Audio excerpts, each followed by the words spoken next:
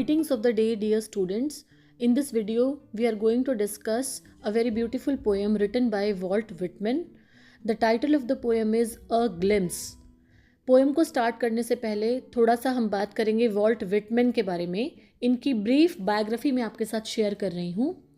He was an American poet who was born on May 31st, 1819 in West Hills, USA. He came from a poor working class family. He worked as a teacher, printer, journalist, famous for his poetry book Leaves of Grass. ये नाम आपने याद रखना है, कई बार competitive exams में पूछ लिया जाता है कि लीव्स ऑफ ग्रास के राइटर कौन हैं. तो अब हमारे पास आंसर भी है Walt Whitman. Known as the father of free verse. ये भी इम्पॉर्टेंट है. फ्री वर्स का मतलब नो स्ट्रिक्ट राइम और मीटर, जो किसी भी वर्ड्स में लिखते हैं कोई स्ट्रिक्ट रूल्स या राइम फॉलो नहीं करते.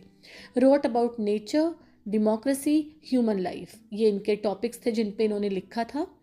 ही served as a nurse during the American Civil War, और इसकी वजह से इनकी एम्पैथी डीपन हो गई और इनके बहुत सारी पोएम्स में इन्फ्लुएंस देखने को मिलता है. He spent his last years in Camden, New Jersey में ये है Camden, and he died on March 26, 1892. So this was all about Walt Whitman, and Whitman's legacy endures as a poet of democracy, individuality, human dignity, whose work celebrates both the personal and the universal aspects of life. Now come to this poem, A Glimpse. Glimpse का मतलब होता है झलक दिखना, एक जो brief और quick सा लुक होता है, दैट इज ग्लिम्स. छोटी सी पोएम है, बहुत कम लाइंस हैं, तो let us start with the line by line explanation of this poem. Before starting with the line by line explanation, जो मेन आइडिया है पोएम का. Even in a busy and rough place, true love creates a calm private world between two people. कि हम कितने भी busy हों, कैसी भी जगह पे बैठे हों, लेकिन जो ट्रू लव है वो अपना एक अलग से दुनिया बसा लेता है. Now let's start with the poem. A glimpse through an interstice caught. First line, interstice होता है स्मॉल गैप या space between two things. Opening, छोटे सी एक छेद है जहाँ से हम देख पाते हैं, कुछ भी गैप होता है. The poet sees a quick, brief view of something through a small opening. Poet है, उनको एक छोटे सी ओपनिंग में से, छोटे से छेद में से एक नज़र आता है कुछ, जो एक क्विक सा व्यू है. ग्लिम्स होता है एक नज़ारा, एक झलक नज़र आना. तो एक मोमेंट्री सीन है कि एक ओपनिंग है, एक छेद है, उसमें से पोइट को एक झलक दिखाई दी. क्या दिखाई दी? Of a crowd of workmen and drivers in a bar room around the stove late of a winter night, and I unremarked seated in a corner. The poet sees workers and drivers gathered in a bar. उस छोटी सी opening में से उन्होंने देखा तो झलक क्या थी? बहुत सारे वर्कर्स थे, ड्राइवर्स थे, वो एक बार में बैठे हुए थे. They are sitting around a stove. एक भट्टी जल रही है, एक स्टोव है, उसके आसपास सब लोग बैठे हैं क्योंकि ठंडी सर्दी की रात है, तो वार्मथ के लिए वो स्टोव के आसपास बैठे हैं. The poet himself is sitting quietly in a corner.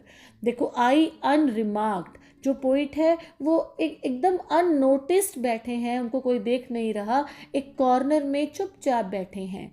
तो जो सीन है वो नॉइजी क्राउडेड सीन है, बार का सीन है, लेकिन जो पोइट है वो अकेले बैठे हैं और साइलेंट क्वाइट बैठे हैं.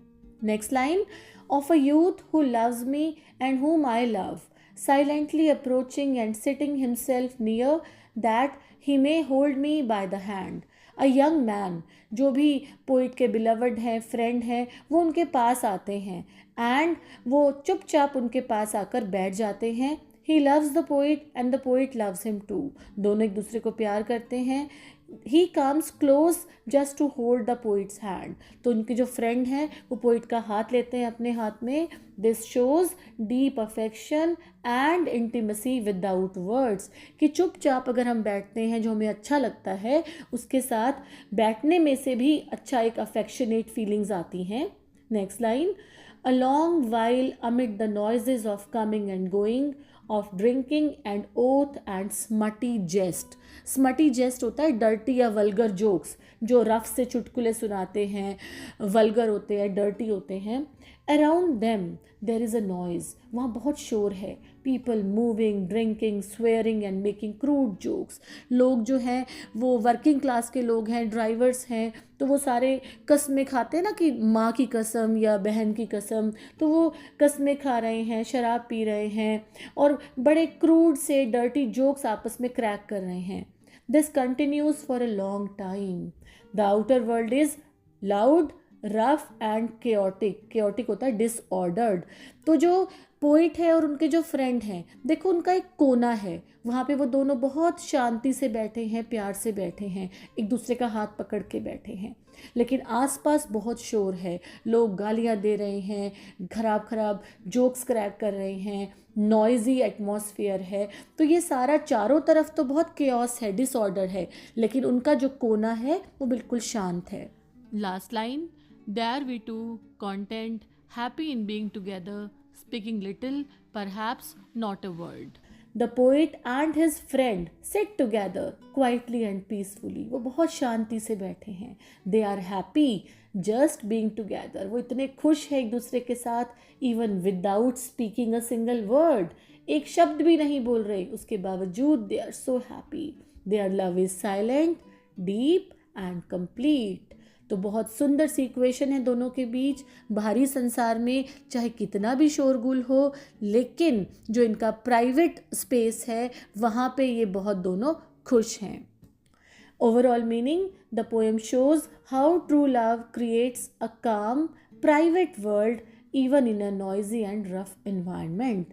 कि चाहे बाहर कितना भी रफ इन्वायरमेंट हो, कितना भी शोर शराबा हो, लेकिन अगर हमारा ट्रू लव है किसी के साथ, अच्छी इक्वेशन है किसी के साथ, तो हम अपना एक प्राइवेट वर्ल्ड सुंदर सा क्रिएट कर लेते हैं। It celebrates silent understanding and emotional closeness. तो हमने देखा कि जो ट्रू लव है, it provides comfort, happiness and meaning even in the midst of a mundane और disorderly setting. This was all about the poem. छोटी सी पोएम है, कुछ भी समझ में न आया हो तो आप कमेंट सेक्शन में डाल देना। I will try to answer your queries and confusions. Thank you for watching the channel. Have a nice day.